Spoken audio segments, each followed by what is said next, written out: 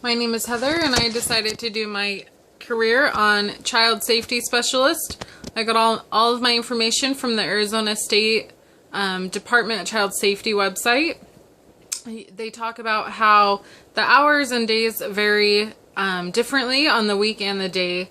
There is travel required, and sometimes you're required to go to court as well for hearings, and so that affects your schedule. They talk about how sometimes you leave really late at night or you leave really early in the morning.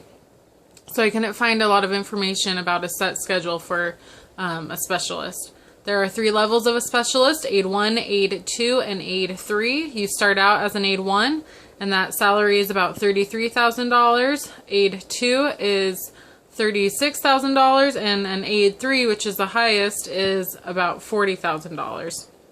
You must have a master's or a bachelor's degree at an accredited college or university, or you can have at least 5 years this is for the level 3, for the advanced level 3, or you can have the 5 years experience as an Aid 2 with you completing the ASU program core. They talk about this typical stressors and how that mainly comes from the case you're working on with the children and the abuse, sexually or physically. Also with how everything must be documented correctly and thoroughly, because a lot of the times that is relayed in the court hearings. They talk about the living environments themselves and how that can be a stress too, with the lack of food for the children, or just it being infested with animal droppings or insects.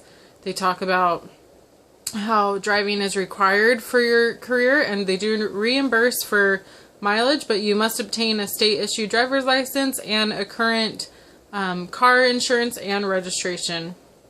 They talk about how they offer dental and health insurance and a retirement plan and sick leave and paid vacation.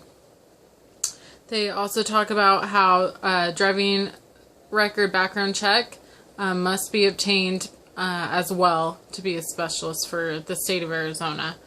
They talk about how you must have a positive and